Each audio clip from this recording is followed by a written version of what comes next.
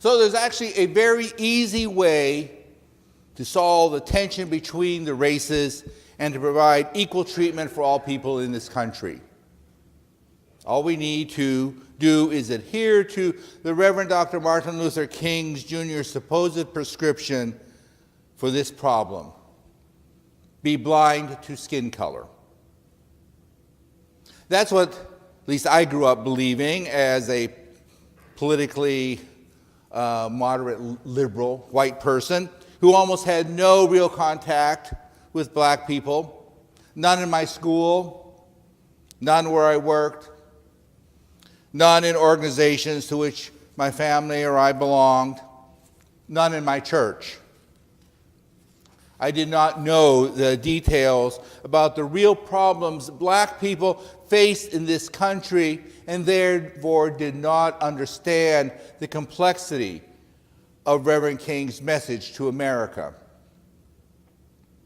In college, I had white political science professors talk about racism and civil rights movements and the economy and the economic and the social causes of poverty for African Americans in our country. But as I recall, we still came back to the idea that the way to solve our problems was to be colorblind and to not follow the radical ideas of people like Malcolm X or the leaders of the Black Power movement who seemed to want to destroy this country by their radical ideas. We liberals knew that if we could only become colorblind, our race-based problems of deficient housing, poor quality schools, income disparity and discrimination would be solved. Peace would reign, and we would live in a world of goodwill toward all. Isn't that what Reverend King had meant when he said in that very famous speech, "I have a dream that my 4 children will one day live in a nation where they will not be judged by the color of their skin." However, when liberal Americans latched onto those words and promoted them as the solution to our problems, America no longer heard King's real challenge to us. The real challenge to us to face and address materialism, U.S. government-sponsored violence around the world, and the legacy of the Jim Crow laws. And it seems that the further we get away from King's time, his message keeps getting more and more watered down or outright distorted. His call to not be judged by the color of a person's skin has been redefined in some quarters as to not look at skin color at all. His call to be of service to each other, to help each other, to build, in effect, build the beloved community, has been taken by Ram Dodge and used in one of their commercials last year in the 2017 Super Bowl, where over his voice of "to be of service" came the slogan, "built to serve," and a Dodge Ram truck driving. His belief in using nonviolence to counter violence has been warped to say that we should not have any strident response to injustice, as illustrated by former Arkansas Governor Mike Huckabee's statement that, that King would be appalled by the Black Lives Matter movement decrying police brutality through their demonstrations. So today, as we begin Black History Month, I'm inviting us to refresh our memories about Dr. King, what Dr. King preached to America 50 years ago, and think about how it applies today and what we might do to fulfill his real dream for this country. Over the years, Dr. King's image has morphed into being a passionate challenger, from being passionate challenger of the status quo, into the idea that he was this soothing centrist committed to moderation. We have forgotten, or have chosen to forget, that King espoused some very radical views about our society and where it should be going. Views that actually got the FBI working to discredit him, and even our own beloved Bobby Kennedy, when he was Attorney General, authorized wiretaps on King to prove that he was a communist. We forget, or do not know, that Dr. King said things like, 300 years of humiliation, abuse, and deprivation cannot be expected to find a voice as a whisper. And we must honestly face the fact that the movement that addresses itself to the question of restructuring the whole of American society is the movement we must live with. And these are revolutionary times. All over the globe, men are revolting against old systems of exploitation and oppression. And out of the wounds of a frail world, new systems of justice and equality are being born. The people who sat in darkness have seen a great light. We in the West must support these revolutions. As I began to work on this sermon, I discovered from my readings that the idea of creating a colorblind society was never King's ultimate dream. His dream was much more complex than this. He placed the fight for African American equality within a larger struggle against the negative aspects of capitalism, militarism, and the widespread poverty that blacks lived in the country that resulted from government actions or inactions since the Civil War days. The real Martin Luther King was an anti-war, anti-materialist activist who was angry at the American capitalist system for what it was doing to people, all people of this country. He charged that capitalism had made this country into a thing-oriented society, emphasizing materialism over people. He tried to get people to see that capitalism had resulted in wealth being shifted away from the many to the few. And he asked, why are there 40 million poor people in America? And when you begin to ask that question, you are raising the questions about the economic system, about the broader distribution of wealth. It seems like his critique is as relevant today as it was 50 years ago. He vehemently spoke out against American militarism and imperialism represented at that time by the Vietnam War, but which has always been part of our history and our national psyche. He called for the end to that war and our seemingly ingrained desire to impose our ideas on the world. He called the U.S. government the greatest purveyor of violence in the world, as well as the leading exponent of the deadly Western arrogance that had poisoned the international atmosphere. He called upon this country to see that militarism had poisoned the American soul and was closely linked to the problems of poverty in this country. And it seemed that that warning is as relevant today as it was 50 years ago. And finally, he demanded that the legacy of racism practiced both in the South and the North that kept millions of people in poverty be dismantled by white society that had created it. He wanted white people to recognize that it was the institutions that they had built and their mindsets of privilege and economic security that supported anti-black racism.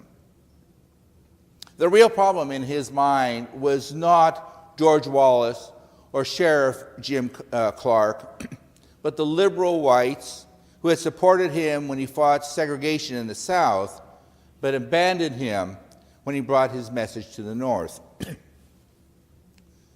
So Dr. King's real message can be clearly on display in his 1967 speech called "Where Do We Go From Here?", from which we heard a short excerpt just a moment ago. In another part of the speech, he said, "Whites, it must frankly be said, are not putting on a similar mass effort to re-educate themselves about their racial ignorance. It is an aspect of their sense of superiority that white people of America believe that they have so little to learn. Loose and easy language about equality and resonant resolutions about brotherhood fall pleasantly upon the ear, but for the Negro, it is a credibility gap that cannot be overlooked." In another speech entitled "The Other America," he called out the country on the disparity between the races. He said, "One America is flowing with the milk of prosperity and the honey of equality. The other America has a daily ugliness about it that transforms the buoyancy of hope into the fatigue of despair. In that other America, millions of people find themselves forced to live in inadequate, substandard, and often dilapidated housing conditions. And thousands, yea, even millions of young people are forced to attend inadequate, substandard, inferior, quality-less schools." In his speeches, Dr. King was straightforward in calling out whites for our reluctance to enter the real fight for equality. He laid down the proverbial gauntlet, which was pretty forceful when he said, "The fact is that freedom is never voluntarily given by the oppressor. It must be demanded by the oppressed." So in their day, these comments shook up white America. Actually, I do remember listening to my parents talk, and they did not like what they were hearing about from Dr. King, when just a few years earlier they really liked his work on the South for desegregation. They did not like it because it was in your face, and it countered the idea that the problem was just south of the Mason-Dixon line. As Claiborne Carlson, the head of the Martin Luther King Research and Education Institute at Stanford University, noted, most white people in the nation did not really have a stake in the Southern Jim Crow system, but they did have a stake in keeping their neighborhoods white and keeping their kids in mostly white schools. And in many ways, the poverty, equality, and racial message of that Dr. King brought to America still upsets and angers people today. We see that in the fight against, or the fight to support school segregation again, though it's classied up and gussied up the way it's presented. We see that in the resurgence of not only white supremacist sentiment, but blatant racism, like the recent incident of a Detroit police officer taunting a black woman who had to walk away from the car that he had impounded, or the white woman berating black teens in a Target store saying that they did not belong there because their language was inappropriate for an atmosphere like this. We see it in the willingness of business people to put money before the care of our environment. We see it in the willingness of people to fight against any kind of race consideration in college admission. We see it by people's support to cut the safety net for the poor, so fearful that someone is going to get something for free that they're not going to be able to get. Now, 50 years after King's "Where do we go from here" speech, there is some good news about our country.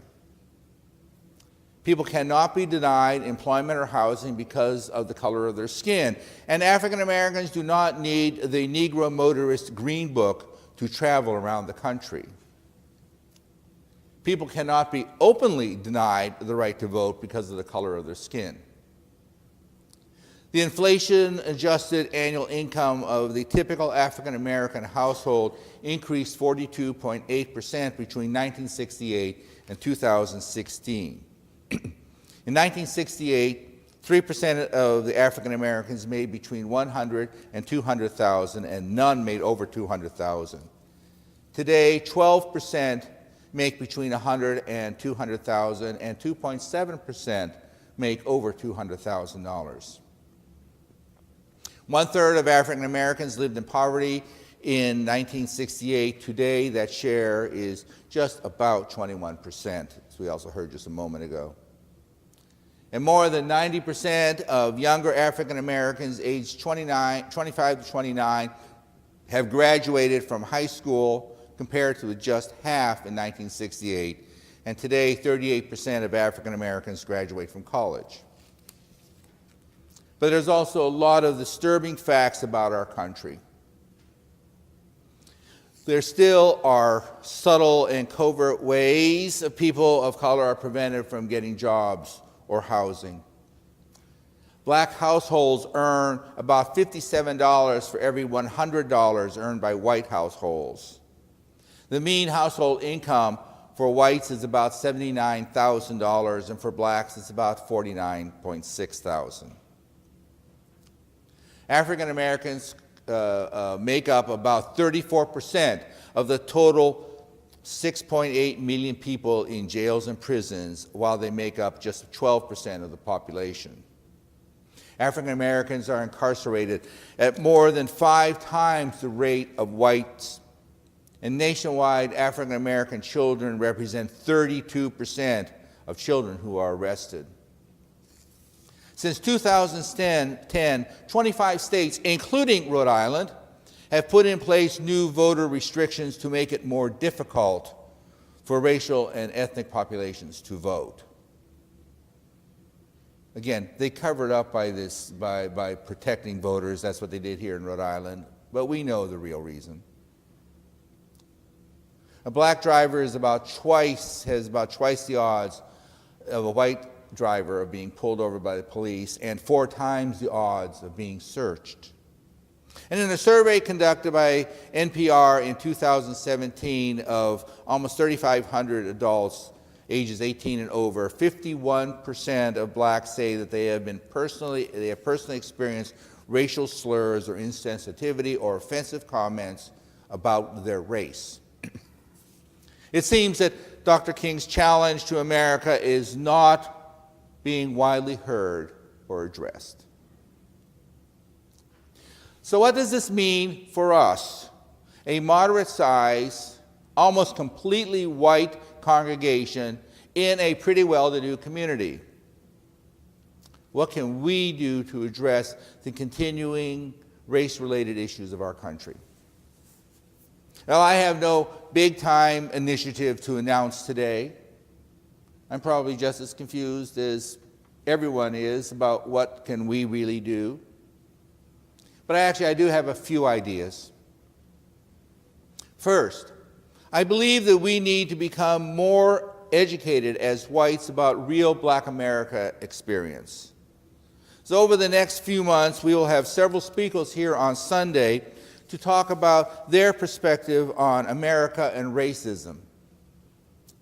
Please come to these services to learn from people most affected by our history of racism. Also, our Social Action Committee is starting to work on developing programs on racism.